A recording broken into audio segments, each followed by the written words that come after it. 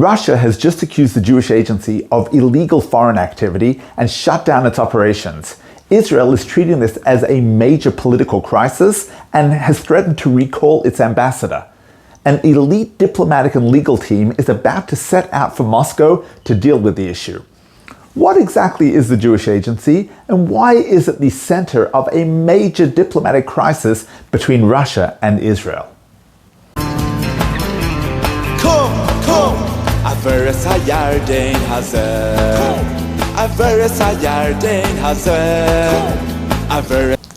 Welcome to the Israel Explainer with Rabbi Dr. Daniel Friedman. The Jewish Agency was set up as a political entity prior to the establishment of the State of Israel for the purpose of dealing with other governments and internal issues in the land of Israel. After the establishment of the State of Israel, its focus shifted to Aliyah efforts, immigration efforts of Jews around the world. In recent years, it's had a new shift. In the 21st century, it's now associated with strengthening ties between Jewish communities in the diaspora and the State of Israel. So think about programs such as Birthright Israel, Masa, P2G. Why has Russia now decided to shut down the Jewish Agency's operations? Initially, when Russia invaded the Ukraine, the State of Israel tried to stay neutral on the war and act as a mediator between Russia and the Ukraine. Why?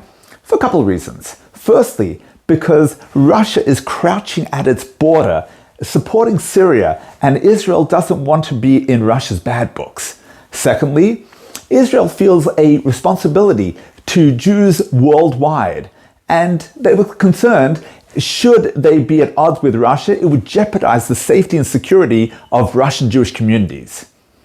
But then what happened? Israel was criticized by the Ukraine and by Israelis themselves.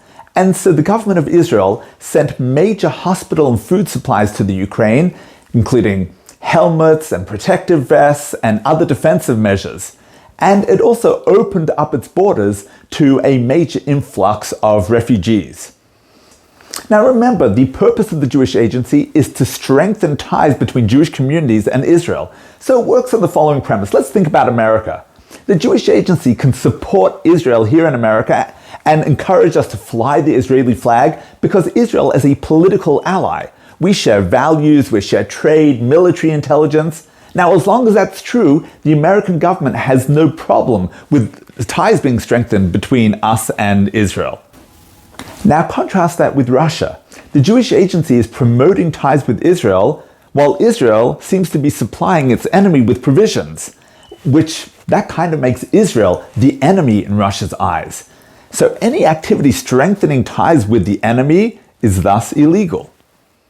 So now we have a problem. How will Israel solve this crisis? What they'll do is they'll send in their team and try to convince Russia that they really haven't taken sides. They'll demonstrate how they've resisted Zelensky's demand for weapons and even resisted the call for access to the defensive Iron Dome system.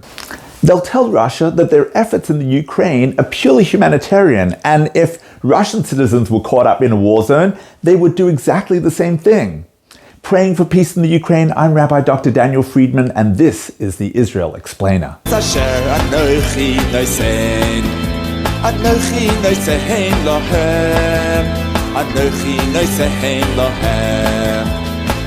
Livnei Yisrael